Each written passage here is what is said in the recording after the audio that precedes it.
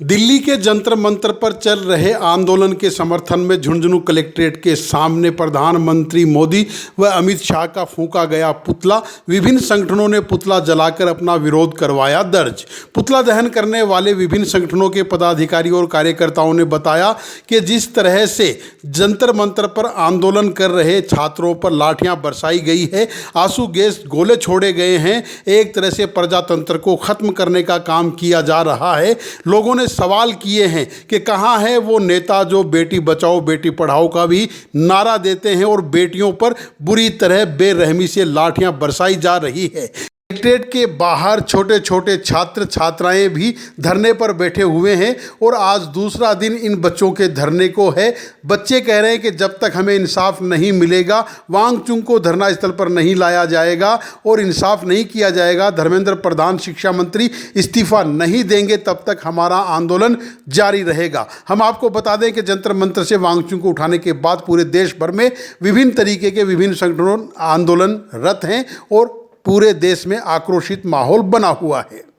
प्रजातंत्र तरीके से चल रहे आंदोलन को जिस तरह से लाठियां बरसाई गई, आंसू गैस के गोले छोड़े गए, घसीटा गया, उन बच्चों को जो कुछ मांग लेके कर रहे थे, हम पूछना चाहते हैं देश के प्रधानमंत्री को और अमित शाह को कि ऑर्डर कहाँ है, प्रजातंत्र में किस जगह लिखा हुआ जो आपने किया है, बहुत गलत कर रहे हैं। इसलिए हम लोग उसका विरोध कर रहे हैं, पुतला जलाए हैं और आगे भी हम विरोध करेंगे।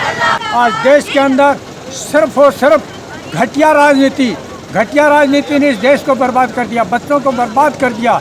ईडब्ल्यूएस में आरक्षण की मांग को लेकर विप्र फाउंडेशन ने कलेक्ट्रेट के बाहर किया प्रदर्शन। प्रधानमंत्री और गृह मंत्री के नाम झुंझुनू जिला कलेक्टर को दिया ज्ञापन। प्रदर्शन करने वाले विप्र फाउंडेशन के अध्यक्ष व कार्यकर्ता व पदाधिकारियों ने बताया कि ईडब्ल्यूएस में आने वाले चुनाव जो कि नगर निकाय और पंचायती राज चुनाव है, उनमें ईडब्ल्यूएस का आरक्षण लागू किया जाए। अगर ऐसा नहीं होता है तो प्रदर्शन करने वालों ने आने वाले निकाय और पंचायती राज चुनाव का भी बहिष्कार करने की चेतावनी दी है। उन्होंने यहां तक भी कहा है कि हम हाई कोर्ट में एक रिट लगाएंगे कि जब तक ईडब्ल्यूएस का आरक्षण नगर निकाय और पंचायती राज चुनावों में लागू नहीं किया जाएगा, ये चुनाव एक तरह से बेमानी होंगे। सुनिए इनकी जुबानी।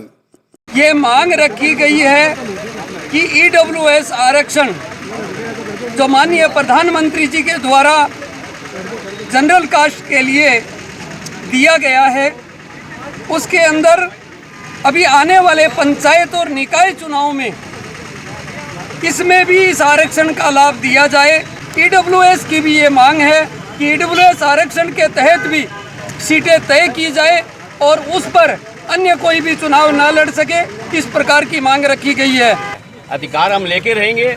हम जल्द ही हाई कोर्ट में एक रीट दायर कर रहे हैं, मांग कर रहे हैं। जब तक हमारी मांगे नहीं सुनी जाती, हमारे को इसका अधिकार नहीं मिलता, जब तक चुनाव एक बेईमानी होगा, चुनाव कराना एक बेईमानी होगा। इसलिए हम सरकार से निवेदन करते हैं कि जब तक ईडब्ल्यूएस के लाभार्थियों को जब जोड़ा नहीं जाए, जब तक चुनाव कराना बेईमानी है।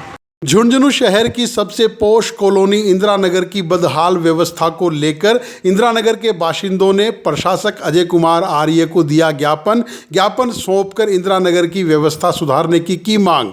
वहां के बाशिंदों ने बताया कि इंदिरा नगर में कई पार्क हैं और भामाशाहों ने अपनी गाड़ी कमाई से वहां पर हजारों पौधे भी लगाए हैं, वहां की दीवारें बनवाई है, मगर आज वो पूरी जर्जर व्यवस्था में है और सड़कों पर गड्ढे पड़े हैं। सुनिए इन बाशिंदों की जुबानी। कम से कम भी 6 या 7 पार्क हैं और लोगों ने अपने पैसों से उनकी 4 दीवारी बनाना और उनका विकास करना। अब उन पार्कों की दुर्दशा और ये नगर परिषद को सौंप दिए थे। अब नगर परिषद उसमें एक पैसा नहीं लगाया, तो पैसे नहीं लगाने से वो दीवारें जो हैं वो गिरने की कगार पे हैं। हजारों की संख्या में वहाँ पे पेड़ लगे हुए हैं। तो हम तो ये चाहते हैं कि उन पार्कों की पेड़ों की सुरक्षा के लिए और वहाँ पे 4 दीवारी गेट, एक समस्या ये है। दूसरी समस्या वहाँ की जो सड़कें हैं, पोस्ट कॉलोनी के नाम से उसको जाना जाता है, वहाँ की सड़कों की स्थिति आप देखो तो कोई भी सड़क ऐसी नहीं है जिसमें 10, 15, 20 गड्ढे नहीं हो, पूरी टूटी हुई नहीं हो। सीवरेज लाइन डाली पहले, उसके बाद में गैस की पाइपलाइन डाली, पहले वो तोड़ के दोबारा वो तोड़ दिए। इसी समस्या को लेकर हम आप और आज यहाँ पे इतने एडीएम साहब से मिल के आए।